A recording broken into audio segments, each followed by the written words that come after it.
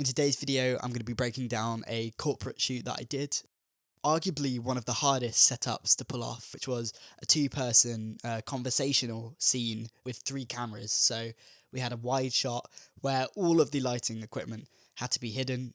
It was also filming in like a medical setting, so that was a challenge as well. And I'm also going to talk about like the decision making going into this shoot and why I chose to bring certain gear with me. My role in this project was as a lighting camera person, so I was responsible for bringing in all of the gear we used.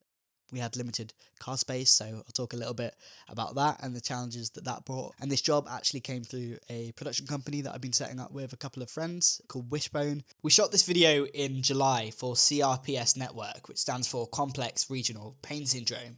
The purpose of the series of videos that we were shooting for them was to help both healthcare professionals like them and other patients understand how to better deal with the condition. We shot in Addenbrooke's Hospital in Cambridge, which was a really great experience shooting in a location like this, and all of my video work has been in Bristol and London, so it was really nice to shoot a project on home turf. And all of the equipment you see in this video was provided to us by the University of the West of England. This was actually our last opportunity to hire equipment out through the loans desk of our uni, as this project was shot in association with UE New Wave, who helped students doing creative degrees to find work experience. And then I got the death stare from Brianna, so probably time to stop filming. This was also the first project in months that I did not have to edit, and I am ever grateful for Maya and Brianna for handling that workload, but it was so nice being able to show up, do my technical bit, and that was my work done on the project, which is why I'm trying to pursue more of that type of work in my own business. I'm now going to go ahead and break down all the decisions I made going into this shoot, but as always, if you would do anything differently, please do let me know in the comments down below. This is a picture similar to the one that I got sent ahead of shooting. We've got like these windows with blinds. This is a very like stereotypical GP room in the UK, but the main thing is white walls and very cramped.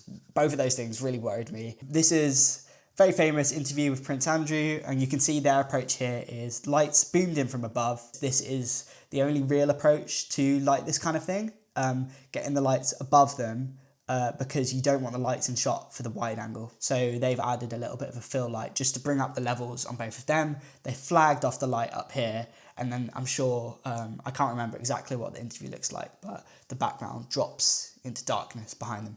What I'm always looking for when I walk into any room is creating depth. Just kind of bringing them back from the wall to allow the background to drop off a little bit and create basically less flat of an image. We also pulled the curtain over to give this kind of blue backdrop where we could. Obviously, we still had all the same issues with light bouncing about, but the ambient levels in the room were pretty low. So I think the background does drop off a little bit, and that's kind of the look I'd be going for. But the main thing is our subjects were exposed really nicely and we had the lights out of shot. You can kind of see by our end frame how cramped it was in there. I think it was this camera here, we had to move to close the door. So if that doesn't tell you how cramped it was like a real challenge. Because you're so far back from the wall, there's no real measurements. There's no like rules of where things have to be. So it was basically just working with stand-ins until I found a frame that I really liked. I was like the sole technical person there, so I think I had an hour to set up and I just about did that.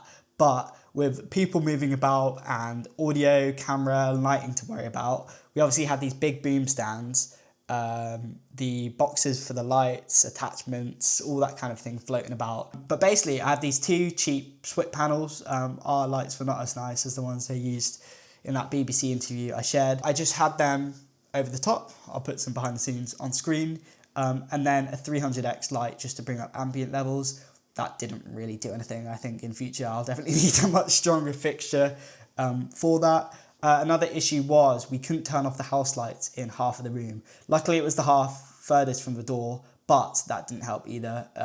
I managed to dim them quite a lot, and then what I had to do because of that is set the white balance for the cameras, all 3 of the cameras, to be what I perceived the colour temperature of the room to be, so it would all kind of even out. I think I've already mentioned this, but another thing was the limited car space we had. So maybe if I'd shot this previously, I would have tried to boom Aputure lights with big softbox, like 120 centimeter softbox attachments, which maybe would have given us a bit nicer of an image. But these panel lights were actually the perfect size. If they'd been bigger panels, it might have been a bit more difficult to control, and it might have kind of sped around the room a little bit more. But at the distance I had them, gave us really nice levels. Didn't even have them all the way up. I think they're 200 watt panels, but maybe I had them set to like 60%. Oh, and then just to kind of talk through the lenses that I used, we had 24 to 105s on both of the FX6s, the two blue cameras. They're f4 lenses, but when you're zoomed in all the way at 105, you get really nice background compression anyway, because you're shooting on such a long focal length. I don't think it feels like we're too far away from them, but this probably isn't accurate. I had the wide shot camera a little bit closer. So this feels nice and kind of personal. And then the two singles, I was able to zoom into 105 to get that nice lens compression. And then my wide lens was set at 35mm, which just gives us a nice view of the scene. And then we captured B-roll. I think I've got a few BTS photos from that, but that was literally just, I packed away everything we didn't need, and I kept one of our panel lights and just boomed that on top of them. I really love lighting from above. I just think it gives you a really kind of even source. I'm still kind of thinking about the same things I always do, which is like, where would the window be, or where would this source be motivated from? But we shot some clips at the desk, and then because I already have my white balance set to whatever the ambience of the hospital was, we were able to get some shots in the corridor as well, some surrounding footage just to support the story there. I made all of these decisions in my head. I didn't do a kind of breakdown like this, but it's quite nice to see it laid out. If we were on a different budget, a different kind of scope of work, and this was something that was really important to the client as well, definitely potentially bringing in some like black fabric just off camera to absorb some of that light. Definitely some high quality light panels. What was nice about the ones we took is they're so lightweight, so I didn't have to worry at all about lights falling on subjects. I know when I have heavy fixtures on there, even if it's like double sandbagged, like 2 sandbags on the base, 1 on the end of the boom, it's perfectly like weighted. I'm always triple checking like the attachments. Anyway, that's kind of everything that I can think to break down right now. I selected some clips from the final project and made like a mini visual reel for the sake of this YouTube video. So as promised, here are the results.